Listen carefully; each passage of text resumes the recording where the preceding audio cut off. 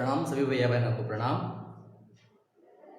आप लोग अभी तक कक्षा 10वीं का पहला अध्याय रियल नंबर, वास्तविक संख्याएं या संख्या पद्धति उसके बारे में अध्ययन कर रहे थे।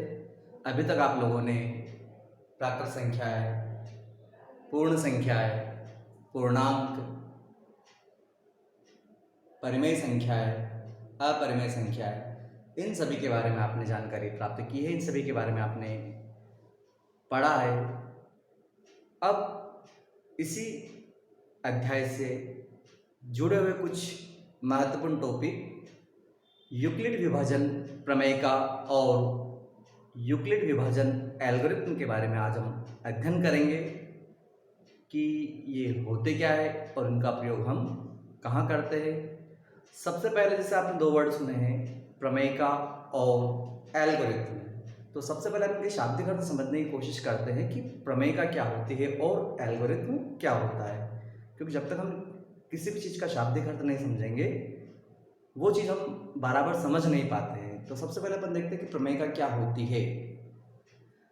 प्रमेय का एक सिद्ध किया हुआ कथन होता है और इसे एक अन्य कथन को सिद्ध करने में प्रयोग करते हैं। थोड़ा समझने की कोशिश करना कि प्रमेय का क्या होती है कि एक सिद्ध किया हुआ कथन होता है जो ऑलरेडी सिद्ध है, प्रूव है, और उसे या इसे हम एक और अन्य कथन को सिद्ध करने के लिए प्रयोग करते हैं। तो ठीक है, थोड़ा थोड़ा समझने की कोशिश करना कि प्रमेय का क्या होती है कि एक सिद्ध किया हुआ कथन होता है, अपने आप में सिद्ध होता है और उसका प्रयोग हम दूसरे कथनों को सिद्ध करने के लिए करते हैं। तो ये होता है प्रमेय का शाब्दिक अर्थ। एक और होता है एल्गोरिथम, कि एल्गोरिथम क्या होता है, सुपरिभाषित चरणों की एक श्रृंखला होती है।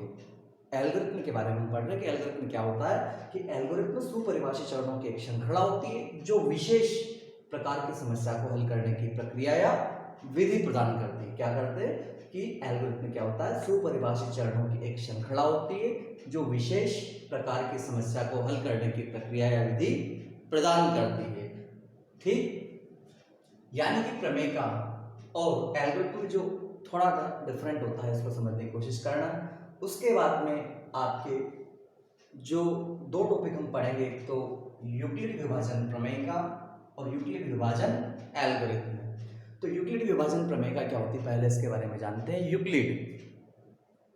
यूक्लिड एक महान गणितज्ञ है और उन्होंने एक विभाजन यानी कि भाग वाली एक प्रमेय बनाई है, प्रमेय का बनाई है, या इसका नाम दिया उन्होंने यूक्लिड विभाजन प्रमेय का। अब ये यूक्लिड विभाजन प्रमेय का क्या होती है, पहले इसके अपन थोड़ी सी डेफिनेशन देखते हैं कि दो धनात्मक पूर्णांक, कोई भी धनात्मक पूर्णांक हो सकता है, आपने पूर्णांकों के बारे में पढ़ा है, तो पूर्णांक कोई भी हो सकते हैं, धनात्मक पूर्णांक होना जरूरी है कि दो धनात्मक पूर्णांक ए और बी दिए रहने पर, यानी कि अपने पास में अगर दो पूर्णांक, कोई भी दो पूर्णांक को, पहले को हम जैसे ए लेट कर लेते हैं, दूसरे को हम बी लेट कर लेते हैं, यानी कि मान लेते हैं कि दो धनात्मक पूर्णांक ए और बी दिए रहने पर एक ऐसी अद्वितीय पूर्ण संख्या Q और R विद्यमान है कि A बराबर BQ प्लस R। थोड़ा समझने की कोशिश करना कि अगर अपने पास में दो धनात्मक पूर्णांक है, जिसे पहले को हम A और दूसरे पूर्णांक को हम B मान लेते हैं, तो उन दो पूर्णांकों में दो और संख्या ऐसी विद्यमान होती है जिन्हें हम Q और R से यहाँ शो कर रहे हैं, और ये आपस में मिलकर एक ऐसा संबंध बना लेते हैं जिस संबंध को हम कहते हैं A equal BQ plus R। यानी कि आपने भाग विधि में एक फॉर्मूला पढ़ा है पहले, भाज्य बराबर भाजक गुणित भागफल प्लस शेषफल, जो इसको हमने इंग्लिश के वर्ड के रूप में लिखा है कि A और B।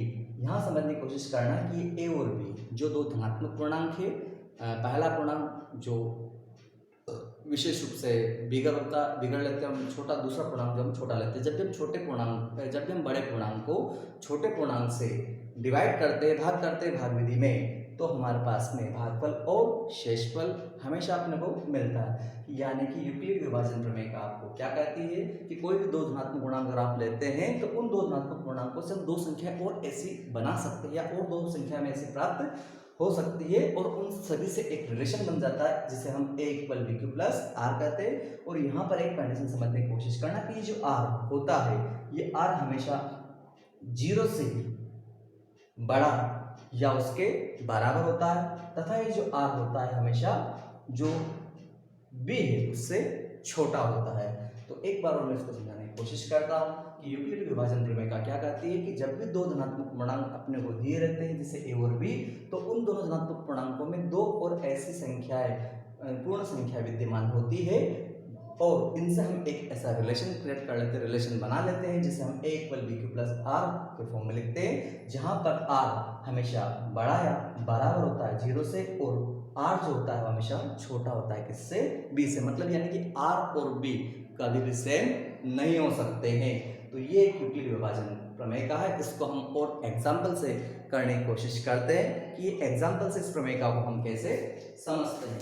जैसे हम दो धनात्मक पूर्णांक a और b लेने की कोशिश करते हैं। मन से लेते हैं दोनों धनात्मक पूर्णांकों को, दो धनात्मक पूर्णांक। जैसे मान लिया मैंने एक पूर्णांक लिया है आपके पास 15 और एक पूर्णांक लिया हमने 4। जैसे इस पूर्णांक को हम मान लेते हैं a, लेट कर लिया है, और इस पूर्णांक को हमने मान लिया है b। क्या कर लिया हमने, पहला पूर्णांक लिया है a जो 15 और दूसरा पूर्णांक उसको हमने मान लिया है b, यानी कि 4 के बराबर, 4 के बराबर इस b को हमने माना है, b को हमने 4 के बराबर मान लिया है। अब अगर अपन इस 15 को आप 4 से भाग देते हो, एक चीज आप सभी को ये पता होना चाहिए, यहाँ पर जो लिखा होता है जिसमें हम भाग देते हैं वो भाज्य कहलाता है, जिससे भाग दिया जाता है वो भाजक कहलाता है, जो यहाँ पर आपको प्राप्त होगा वो भागफल, और जो लास्ट में सोल्व करने पर आपके पास अंत में रहता है वो शेषफल कहलाता है।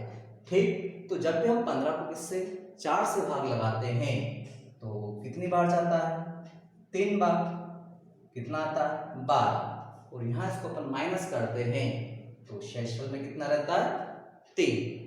अब जैसे हमने दो पूर्णांक 15 और 4 इन दोनों को लिए और हमने भाग विधि का प्रयोग किया, प्रमेय का प्रयोग किया, यूक्लिड विभाजन एल्गोरिथम का यूज किया, तो हमें दो पूर्णांक, एक तो 3 और एक को यहाँ पर भी है 3, ये आपका बनता है Q, क्वोशेंट, भागफल, क्वोटेट, और यहाँ पर आपका रहता है ये R, रिमाइंडर।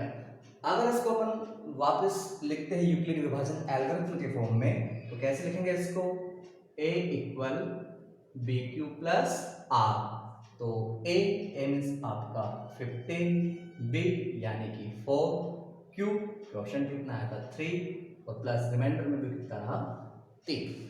यानी कि इन दो पूर्णांकों को हमने जब भाग किया है तो हम यूक्लिड विभाजन प्रमेय का फॉर्म में इसको इस फॉर्म में लिख सकते हैं कि 15 12 कितना है 4 × 3 + 3। तो ये जो अपन चीज पढ़ रही है कौन सी है, यूक्लिड विभाजन प्रमेय का है।